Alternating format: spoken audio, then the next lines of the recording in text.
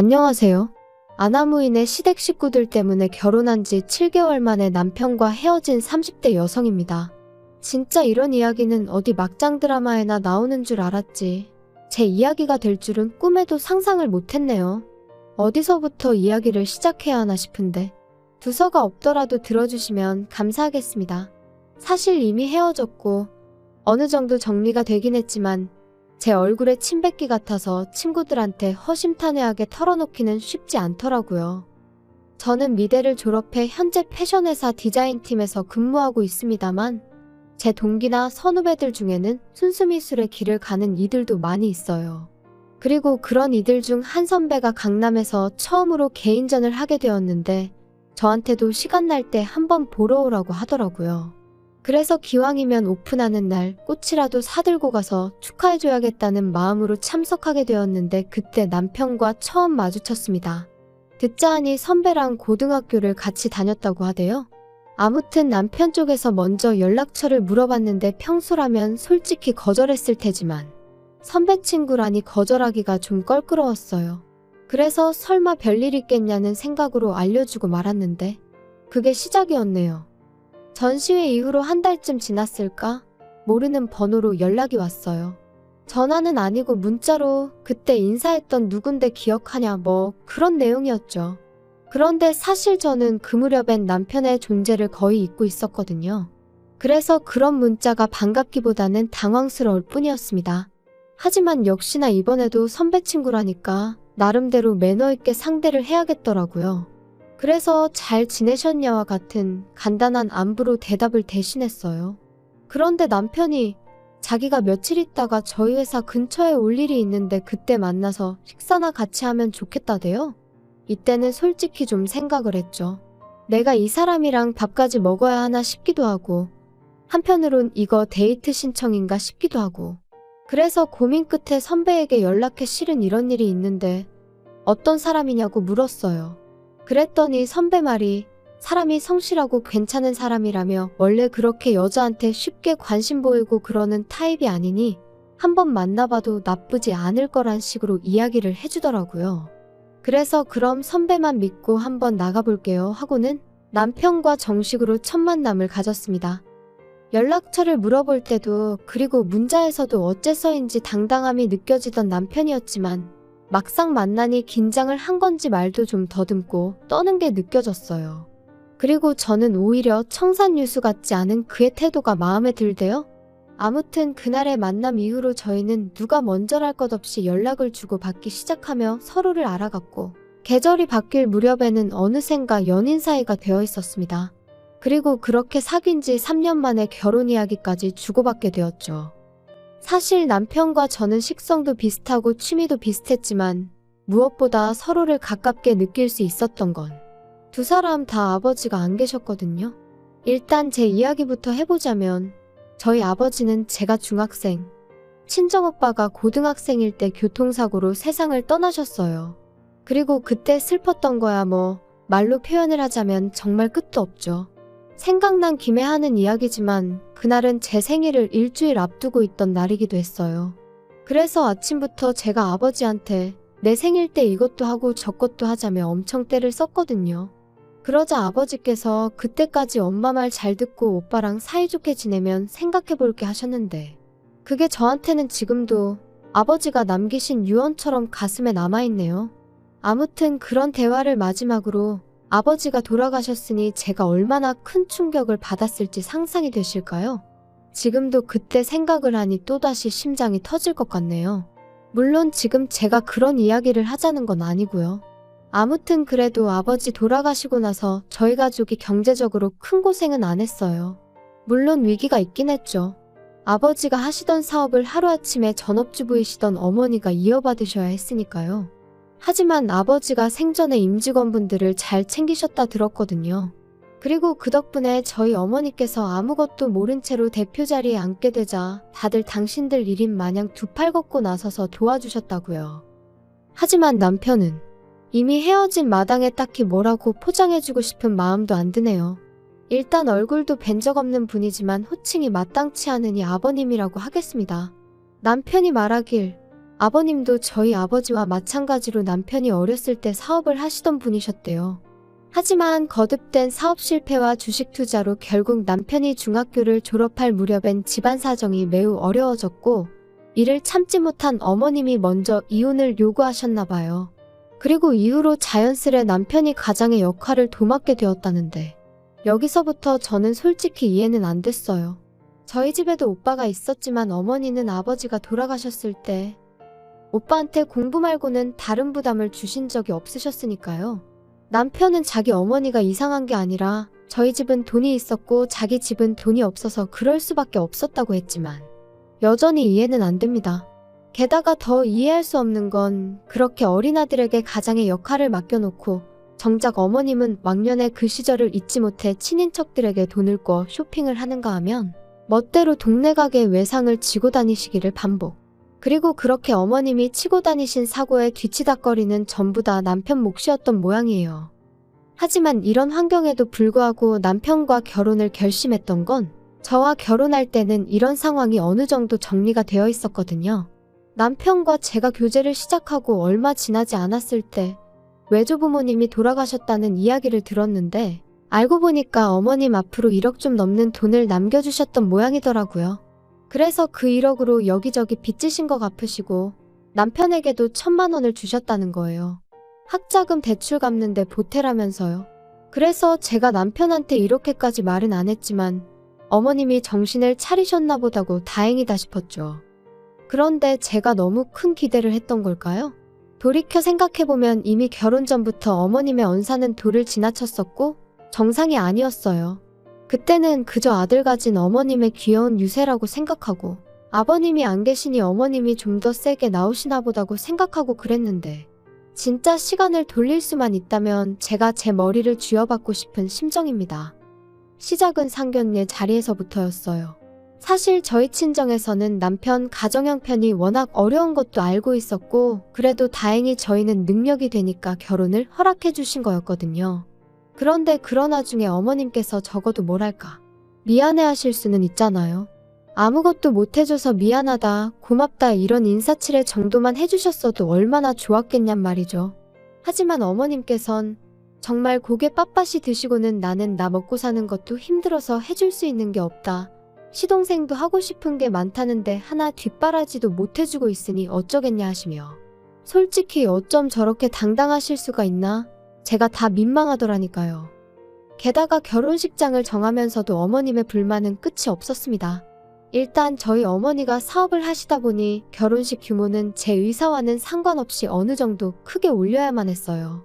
그리고 위치 또한 저도 남편도 서울에서 직장 생활을 하고 있었으니 서울에서 하는 게 맞다고 생각했고요.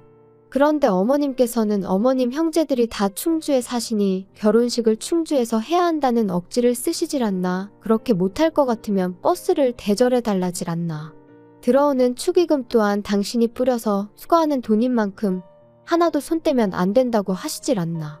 결혼식 당일날 보니 어머님 보고 온 하객은 30명도 안 되는 눈치였는데 말이에요.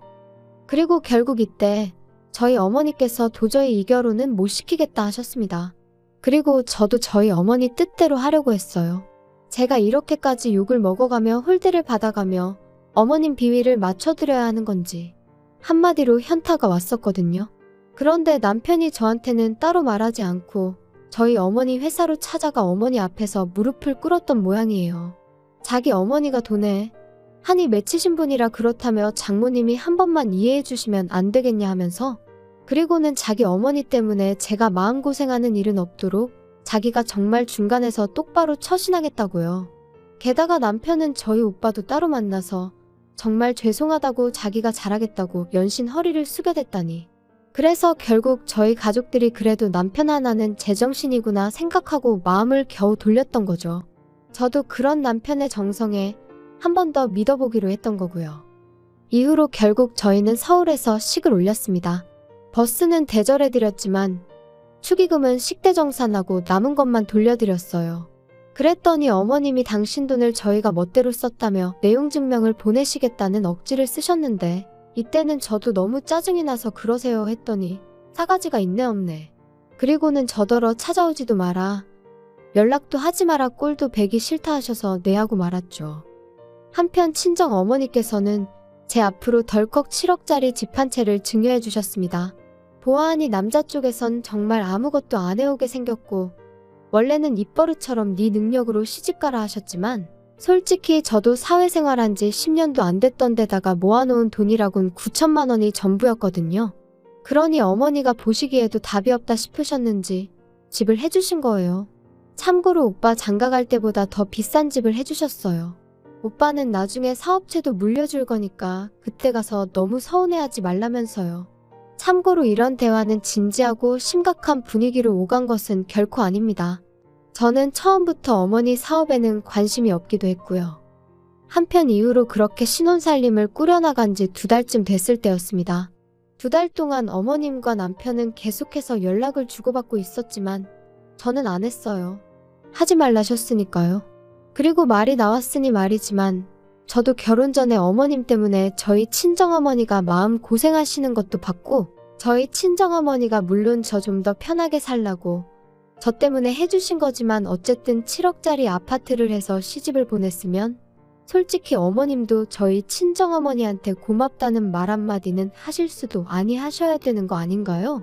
그런데 이런 방구도 없으셨으니 저라고 뭘 더 잘하고 싶은 욕심은 요만큼도 안 생기더라고요. 그래서 어차피 꼴도 보기 싫다 하셨지. 이래저래 할 이유가 없어서 연락을 안 드렸죠. 하지만 결국 답답한 건 어머님이셨던 모양이에요. 먼저 연락을 해오셨거든요.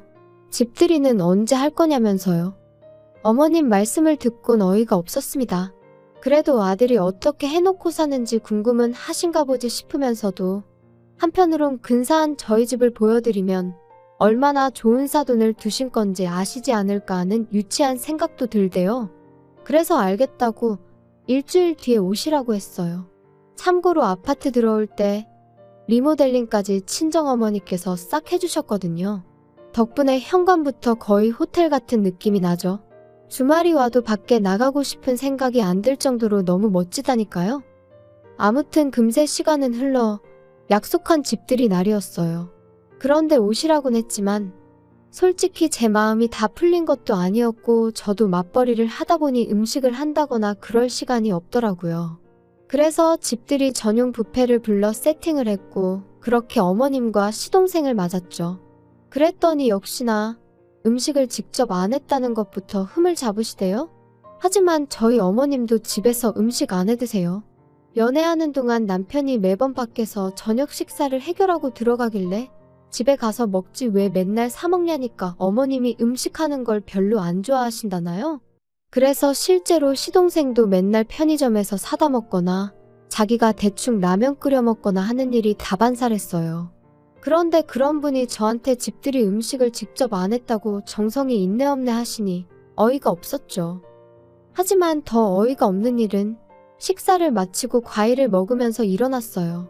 어머님께서 분명히 남편에게 들어 알고 계셨을 텐데 이런 집은 얼마나 좋냐 하시더니 한 2억이면 사냐 그러시는 거예요. 아무리 세상 물정 모르신다고 해도 서울에 2억짜리 아파트라니. 순간 짜증이 좀 났지만 꾹 눌러 참으며 7억에다가 세금 내고 리모델링해서 실제로는 8억 정도 들지 않았을까 싶어요 했습니다. 그랬더니 어머님이 뭐? 8억? 아이고 돈이 썩어나네 썩어나. 그래서 니들만 이렇게 좋은 데 사니까 밤에 잠도 잘 오고 좋냐?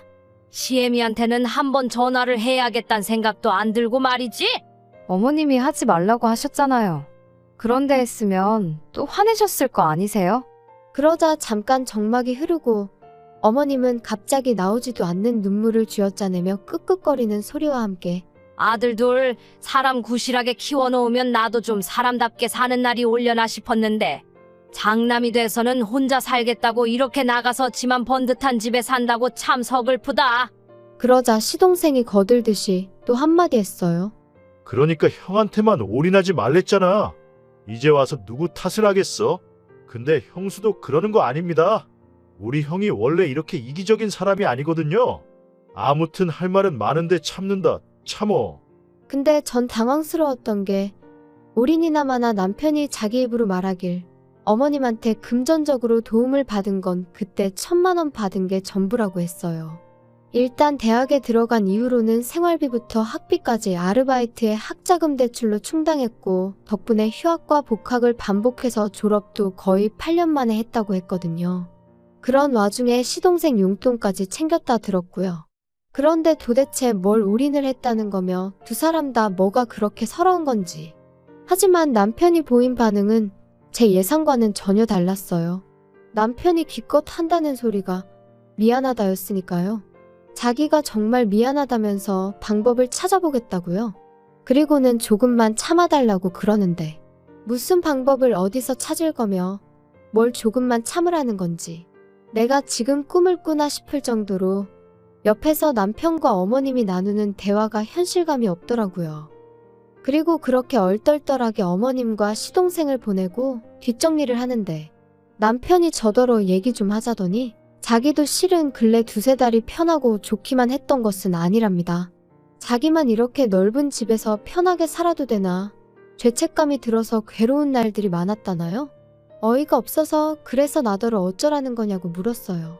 그랬더니 그래서 자기가 생각을 해봤는데 어머님하고 시동생하고 여기서 지내게 하면 안 되겠냐는 거예요. 그래서 제가 지금 뭐 합가라도 하자는 거냐 나더러 어머님을 모시고 살라는 거냐니까 그건 아니랍니다. 그렇게 살면 서로 불편해서 어떻게 지내냐고 그게 아니고 그냥 이 집 자체를 그대로 어머님하고 시동생한테 내주자는 거라나요? 그리고 우리는 저희 어머니 회사에서 나오는 사택이 있지 않냐며 거기 가서 살자고요. 어이가 없어서 남편더러 지금 그걸 말이라고 하는 거냐 했어요. 내가 왜 우리 엄마가 사준 이 집을 어머님한테 내드려야 되냐고요.